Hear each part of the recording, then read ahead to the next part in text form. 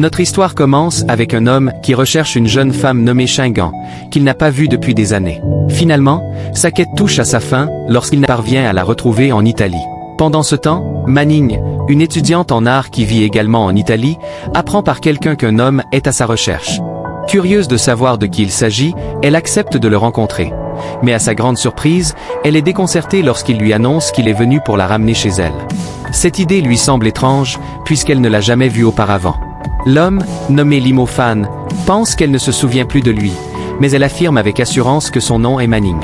Pour lui prouver qu'il dit la vérité, il lui montre alors une photo de Shine Yang. C'est ainsi que Manning découvre qu'il existe quelque part une femme exactement identique à elle. Les deux jeunes femmes finissent par se croiser. Shine Yang découvre à son tour qu'elle a une double. Mais les choses prennent une tournure dramatique. Manning est kidnappée, tandis que Shine Yang reçoit un appel de Zhang Cheng, qu'elle croyait mort. Ils conviennent de se revoir, mais au même moment, elle aperçoit la femme qu'elle vient tout juste de rencontrer se faire enlever. Comprenant qu'il y a eu confusion, elle décide de la suivre pour la sauver. Cependant, dans leur tentative d'évasion, les deux jeunes femmes ont un grave accident. Elles sont retrouvées par Zhang Cheng, qui les conduit immédiatement à l'hôpital. Le diagnostic du médecin est terrible. Il demande à Zhang Cheng d'identifier un corps. À ce moment-là, il découvre qu'il existe une femme identique à Shine Yang. La seule survivante est Manning, mais elle est devenue aveugle. La cornée de Shine Yang est alors transplantée sur elle. 2 semaines plus tard, Manning se réveille. La première personne qu'elle voit est Zhang Cheng. Il s'approche d'elle en l'appelant Shine Yang et lui dit qu'elle est sa fiancée. Mais elle le corrige aussitôt. Elle s'appelle Manning. Zhang Cheng insiste, affirmant qu'elle doit désormais prendre la place de Shine Yang. Il veut la forcer, bien qu'elle s'y oppose farouchement. En cherchant à fuir, elle tente de sauter dans le vide, mais il parvient à la retenir et lui dit qu'elle doit vivre pour celle qui lui a sauvé la vie, car Shine Yang est morte, lui offrant jusqu'à ses yeux. Manning se souvient alors des dernières paroles de Shine Yang avant sa mort. Elle sait qu'elle lui doit la vie, et décide donc de tenir sa promesse en aidant Zhang Cheng. Ce dernier lui demande d'endosser l'identité de sa défunte fiancée. Ensemble, ils retournent en Chine. Elle se présente désormais comme Shine Yang, venue réclamer son héritage et empêcher son cousin de s'emparer de la société. Cependant, se faire passer pour Shine Yang s'avère plus difficile qu'elle ne l'imaginait, et Zhang Cheng commence à perdre patience face à ses maladresses. Un jour, elle est presque démasquée par Limo Fan, le jeune homme qui était allé la chercher en Italie. Il la reconnaît immédiatement et l'appelle Manning. Bien qu'elle tente de jouer le rôle de Shine Yang, son trouble et sa nervosité la trahissent, jusqu'à ce que Zhang Cheng apparaisse, se présentant comme son fiancé. Il parvient habilement à couvrir chacune de ses maladresses. Mais une fois seule, il la menace froidement. Si elle commet une erreur pareille à nouveau, il ne la sauvera plus. Il lui ordonne d'oublier définitivement son ancien nom, car désormais, elle ne peut être que Shine Yang. Peu après, l'état de santé du grand-père de Shine Yang s'aggrave en raison de sa maladie. Il doit subir une analyse de sang, ce qui risque de révéler la supercherie. Heureusement, Zhang Cheng intervient encore une fois pour la sauver, bien qu'il ait juré de ne plus le faire. Il élabore un plan ingénieux pour éviter que quiconque ne découvre qu'elle est une imposture. Épuisée et tourmentée, Manning finit par lui avouer qu'elle ne peut plus continuer et qu'elle veut abandonner. Elle le supplie de la laisser partir. Furieux, Zhang Cheng jette son passeport à terre et lui déclare que, désormais, tout ce qui arrivera à la famille Jian ne la concernera plus. Dès lors, il passe à son plan B. Faire kidnapper le grand-père de Shine Yang. Pendant ce temps, Manning prépare ses affaires pour s'en aller, mais les souvenirs de sa promesse à Shine Yang la hantent. De plus, elle ne peut se résoudre à laisser Zhang Cheng en danger. Confus, celui-ci lui rappelle qu'il lui a offert la liberté qu'elle désirait, et qu'elle n'aurait donc pas dû revenir. Mais elle lui répond avec fermeté qu'elle est revenue pour le protéger. Intrigué, il veut connaître ses raisons profondes. Zhang Cheng finit par lui avouer que la seule personne qu'il ait jamais aimée, c'est Shine Yang. Pour elle, il serait prêt à tout abandonner et à tout détruire. Cette révélation bouleverse Manning, qui décide de reprendre son rôle avec une assurance nouvelle. Elle se fait désormais passer pour Shine Yang avec conviction, affrontant courageusement les membres de la famille. Tous sont stupéfaits par sa transformation. Mais la situation prend un nouveau tournant lorsque la famille découvre que le grand-père a disparu de sa chambre. Furieuse, la tante de Shine Yang gifle Manning, avant que Zhang Cheng n'intervienne pour la défendre. Peu après, il ramène le grand-père sain et sauf, dans un état bien meilleur qu'avant, à la seule condition qu'il appuie publiquement sa décision. Le vieil homme annonce solennellement qu'il lègue l'entreprise à sa petite-fille Shine Yang. Conscient que Manning court désormais un danger encore plus grand, Zhang Cheng lui propose de vivre avec lui, afin de pouvoir la protéger de plus près et veiller sur elle à chaque instant. Avant qu'elle ne soit démasquée, Zhang Cheng tient à obtenir une réponse claire d'elle. Ces hommes ont déjà tout préparé. À partir de ce moment-là, ils commencent à partager la même chambre. Zhang Cheng dort sur le canapé tandis qu'elle, incapable de trouver le sommeil, reste à l'observer silencieusement dans la pénombre. Le lendemain, il la réveille de bonne heure et l'aide à se préparer, car désormais Manning est la présidente de l'entreprise. Main dans la main, il se présente devant tout le personnel. Elle le présente comme son fiancé et sa main droite. Tandis qu'ils examinent les rapports financiers, ils découvrent qu'il manque un document essentiel concernant les investissements étrangers. Sans perdre de temps, ils se précipitent à l'aéroport pour intercepter le directeur financier et, après une course haletante, parviennent à récupérer le dossier perdu. Ensemble, ils travaillent sans relâche pendant 3 jours afin de stabiliser la crise au sein de la société. Manning remarque alors que Zhang Cheng souffre d'une blessure au poignet. Profitant de son sommeil, elle tente de le soigner discrètement. Mais il se réveille et finalement, la laisse s'occuper de sa blessure avec douceur. De retour à la maison, il s'approche d'elle avec précaution pour lui retirer sa ceinture sans la réveiller, un geste qui crée une étrange proximité entre eux. Il reste un moment à la contempler, troublé par ce qu'il ressent. Le jour suivant, tandis qu'elle aide à faire le ménage, elle s'énerve de le voir inactif et finit, dans la confusion, par lui salir le visage. Zhang Cheng la saisit aussitôt, la soulève dans ses bras et la conduit dans sa chambre en lui ordonnant de réparer ce qu'elle vient de faire. Leurs regards se croisent de près, et Manning, un peu intimidé, commence à lui essuyer le visage avant qu'il ne s'éloigne brusquement. Mais à peine un problème est-il résolu qu'un autre surgit. L'entreprise est accusée de plagiat par une société concurrente. Incertaine de la vérité, Manning décide de repartir de zéro et de concevoir de nouveaux modèles.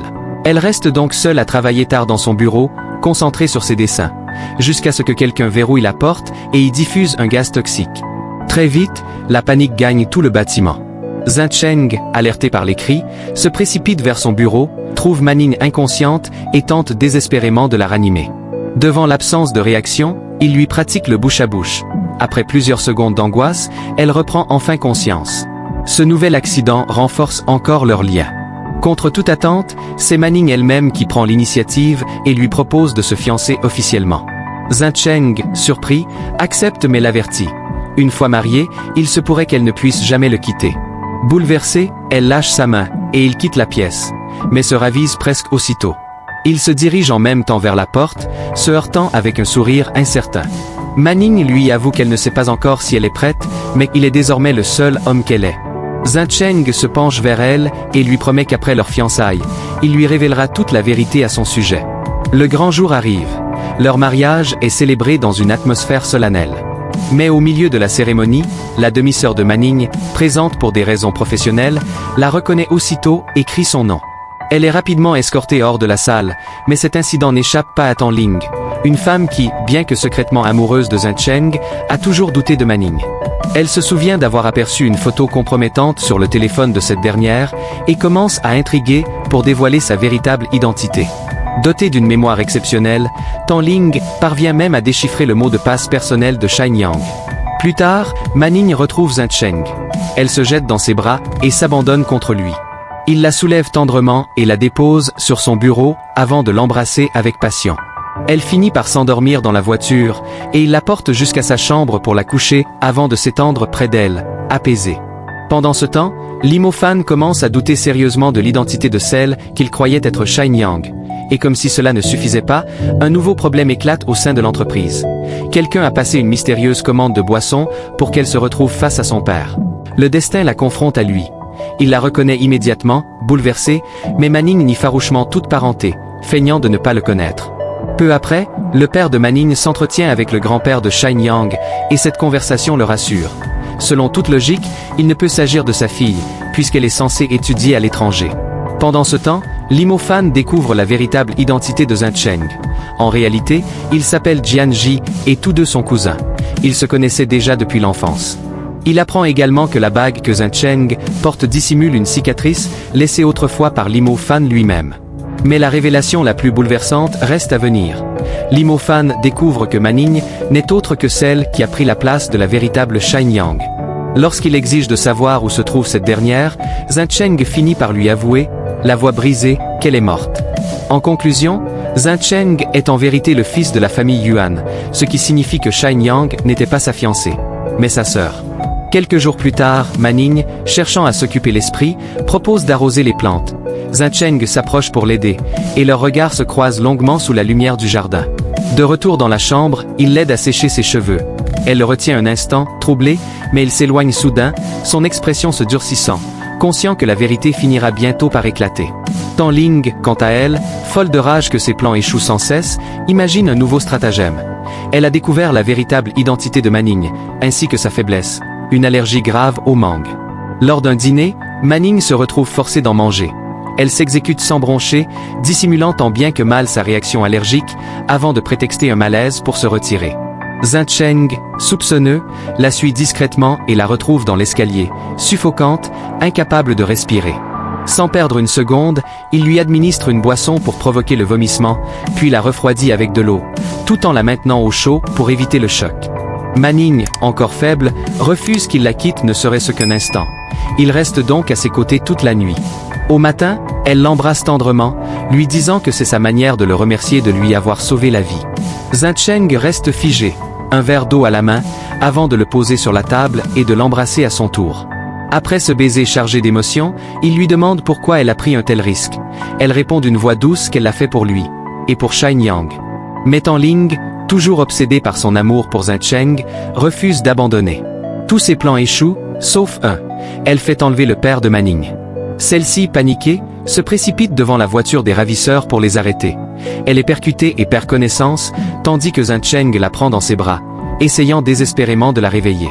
Finalement, le secret éclate au grand jour. La véritable identité de Zhen Cheng et de Ma Ning est révélée. Le grand-père apprend que sa petite-fille est morte et que son petit-fils disparu n'est autre que Zhen Cheng. On découvre qu'après l'accident tragique de ses parents, un homme avait tenté de le tuer, mais qu'il avait survécu et grandi dans un orphelinat. Ma Ning, elle, est toujours hospitalisée. À son réveil, elle voit Limo Fan à son chevet.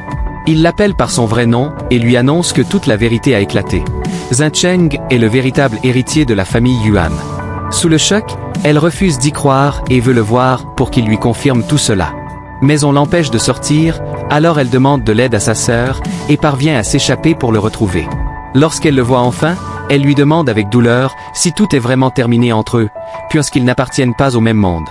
Ma Ning comprend alors qu'il n'a plus besoin d'elle. Peut-être, en réalité, n'en a-t-il jamais eu besoin. Zhen Cheng esquisse un sourire amer, tentant de masquer ses émotions, et admet que leur jeu est terminé, qu'ils ne se doivent plus rien. Les larmes aux yeux, Ma Ning arrache son anneau de fiançailles et, dans un geste de colère mêlé de désespoir, lui mord le doigt avant de s'enfuir en courant. Pendant ce temps, Xin Shen dort toujours sur le canapé, prisonnier d'un nouveau cauchemar. Désormais président de l'entreprise, il a accepté un mariage arrangé. Il devra épouser Tambline pour des raisons d'affaires. Ma Ning apprend la nouvelle par les médias. Bouleversée, elle découvre ensuite qu'un intrus s'est introduit chez elle. En le suivant, elle se retrouve piégée dans un camion. Le même, dit-on, que celui du kidnappeur en Italie. Shen Shen est avertie par la demi-sœur de Ma Ning et la contacte aussitôt. Celle-ci répond à son appel, mais lorsqu'il arrive sur les lieux, il est trop tard. Ma Ning est déjà tombée à l'eau. Terrifié, il affronte sa plus grande peur. Car depuis l'accident de ses parents, il souffre d'une phobie de l'eau, hanté chaque nuit par le souvenir d'une noyade manquée. Malgré cela, il plonge sans hésiter pour la sauver. Une fois sous l'eau, il tente désespérément de la ranimer, mais voyant qu'elle ne réagit pas, il la ramène d'urgence sur la rive. Épuisé et sous le choc, il peine à rester debout.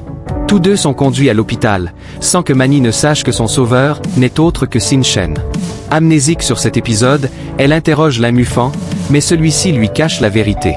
Elle finit alors par appeler Xin Shen pour en savoir plus, mais il lui répond froidement, feignant l'indifférence. Cette attitude glace le cœur de Ma Ning, qui décide de s'éloigner définitivement de lui.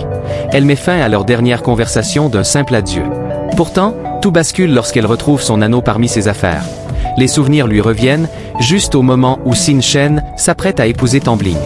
Au pied de l'autel, Tambling lui laisse le choix de renoncer à cette union, consciente qu'il n'aime qu'une autre femme, l'Imufan l'ayant convaincu quelques instants plus tôt d'écouter sa raison. Mais Xin Shen affirme n'avoir pas d'autre option. C'est alors que Ma Ning surgit pour interrompre la cérémonie. Tous les regards se tournent vers elle, surtout celui de Xin Shen, tandis que même le grand-père sourit, attendri. Devant tous, Mani lui avoue son amour et lui promet de rester à ses côtés pour toujours. Elle lui passe l'anneau au doigt et déclare qu'il lui appartient désormais. Puis, avant de partir, elle lui souffle qu'elle reviendra, même s'il refuse de la suivre aujourd'hui. Sur le point de s'en aller, elle est retenue par Sin Shen. Ils s'enfuient alors ensemble, se réfugient à l'écart et s'embrassent passionnément. Entre deux baisers, Mani lui avoue son amour, et lorsqu'elle lui demande s'il l'aime en retour, il se contente de l'embrasser encore, en guise de réponse. Le lendemain, Mani vient le chercher et lui annonce qu'aussi longtemps qu'ils seront ensemble, il devra oublier le travail. Elle lui apporte des vêtements propres et pendant qu'il se change, elle détourne le regard tout en le surveillant du coin de l'œil, le visage rougissant. Puis, il s'approche d'elle. Mais l'ombre du danger plane encore. Un ennemi convoite un sceau capable d'activer les droits sur les actions de l'entreprise, que l'on croit désormais caché dans le corps de Shine Yang. Certains soupçonnent que ce sceau est en réalité entre les mains de Mani. En colère contre Sin Shen qu'il a récemment ignoré, elle boit en compagnie de l'Imufan jusqu'à l'ivresse totale, sans remarquer que Sin Shen l'observe depuis une autre table. Plus tard, il attend dans le parking, mais remarque qu'on le suit. Cette fois, il retourne la situation à son avantage et affronte ses poursuivants. Pour ne pas inquiéter Mani, il lui bande les yeux et fait semblant que rien ne se passe. Comme elle est complètement ivre, elle ne comprend rien à la scène. Au milieu de ce tumulte, elle s'approche alors de lui et lui demande d'une voix troublée où est sa cravate. Il tient sa cravate dans les mains, car il l'avait retirée pour se battre. Il la montre alors à Mani en l'étirant doucement. Celle-ci s'avance et se glisse dans cet espace avant de l'enlacer tendrement et de l'embrasser avec passion, sans se douter que l'Imufan les observe de loin. Plus tard, Sin Shen et Mani partent ensemble à la plage. Ils profitent d'un moment paisible et vont dîner dans un petit restaurant en bord de mer. Pendant qu'ils attendent le repas, Sin Shen reçoit un appel et s'éloigne un instant pour répondre. Mais lorsqu'il revient, Mani a disparu. Son cœur s'emballe, craignant le pire. Heureusement, sa peur s'apaise lorsqu'elle réapparaît et lui explique que c'est son grand-père qui voulait la voir pour lui dire qu'il approuvait leur relation et qu'il la considérait désormais comme sa propre petite fille. Mais la tranquillité est de courte durée. Le sceau sacré de la société est volé. Sin Shen se lance à la poursuite du voleur et demande à Mani de rester en arrière. Cependant, incapable de rester sans rien faire, elle demande à Tambling de l'emmener sur les lieux. Au milieu de la poursuite, le voleur jette le sceau dans une voiture. Sin Shen brise la vitre pour le récupérer, mais un autre véhicule s'écrase aussitôt sur le sien. Paniqué, Mani fouille chaque recoin du véhicule accidenté, craignant qu'il soit coincé à l'intérieur. Quelques instants plus tard, Sin Shen réapparaît, sain et sauf. Elle court vers lui, bouleversée, et le réprimande. Comment a-t-il pu risquer sa vie ainsi? Voulait-il mourir? Peu après, il obtient la photo de l'homme responsable de l'accident de ses parents. À sa grande stupeur, il découvre qu'il s'agirait du père de Mani, impliqué dans le drame survenu 17 ans plus tôt. Malgré cela, il se rend chez elle pour se présenter officiellement comme son petit ami. Mani, ravie, lui passe une cravate qu'elle vient d'acheter, mais ne sachant pas la nouer, elle le laisse faire. Il saisit alors l'occasion pour l'attirer à lui et l'embrasser. En entrant dans la maison, il ressent un malaise en voyant le père de Mani. Quelque chose dans son regard lui rappelle l'homme de la photo. Le doute devient certitude lorsque celui-ci finit par avouer la vérité. À l'époque, la mère de Mani était gravement malade et il avait besoin d'argent. Un inconnu lui avait proposé un marché, sauver sa femme en échange d'un accident provoqué contre une autre voiture. Ce qu'il ignorait, c'est qu'une famille entière se trouvait à l'intérieur. Effondré par cette révélation, Sin Shen quitte la maison sans un mot. Mani le suit, bouleversé, mais il ne lui dit qu'une seule chose. Ils doivent rompre. Elle lui demande pourquoi. Il lui répond froidement qu'il ne l'a jamais aimée et qu'il ne s'est servi d'elle que pour récupérer le sceau. Voilà pourquoi, selon lui, elle ne l'a jamais entendu lui dire « je t'aime ». Mani refuse de le croire et l'embrasse pour le pousser à se contredire, mais il reste de marbre. Alors, désespérée, elle le mord à la lèvre et lui lance qu'elle n'oubliera jamais ses mots, puis elle s'en va, le cœur brisé. Restée seule, Sin Shen éclate en sanglots. De son côté, Mani se réfugie dans sa chambre, se remémorant tous les moments passés avec lui, entre tendresse et chagrin. Mais les malheurs s'enchaînent. Sin Shen prend que son cousin prendra désormais sa place à la tête de l'entreprise. Il tente de prouver sa légitimité en présentant le sceau, mais son cousin le brise. Comme si cela ne suffisait pas, une nouvelle tragédie s'abat. Son grand-père vient de mourir, peu de temps après une violente dispute avec sa fille. Sa tante, froide et calculatrice, la chasse de la famille, dévoilant une vidéo où la mère de Mani avoue qu'elle n'est pas sa fille biologique. Sin Shen se sent sombrer. Il a perdu toutes les personnes qu'il aimait, son grand-père n'est plus, et il découvre que ni sa mère, ni son grand-père n'étaient réellement sa famille. Effondré, il disparaît sans laisser de traces. Lin Mufang alerte les autorités et organise des recherches, mais Mani, impatiente et déterminée, décide de le chercher elle-même. Elle parcourt chaque endroit qu'ils ont fréquenté ensemble, interroge les passants, sans succès. Au même moment, Sin Shen, submergée par le désespoir, tente de se suicider. Apercevant la scène, elle se précipite vers lui et se jette à l'eau sans hésiter. Il ne réagit pas. Inconscient, il est transporté d'urgence à l'hôpital. Tandis qu'il lutte entre la vie et la mort, son esprit est envahi de souvenirs. Il revoit un à un les membres de sa famille le quitter, et cette vision le plonge dans une crise d'angoisse. Lorsqu'il finit par se réveiller, son regard se pose sur un dessin accroché près de son lit. Une main tendue sauvant un enfant des flots. Ému, il fixe longuement ce dessin jusqu'à ce qu'une main réelle se tende vers lui.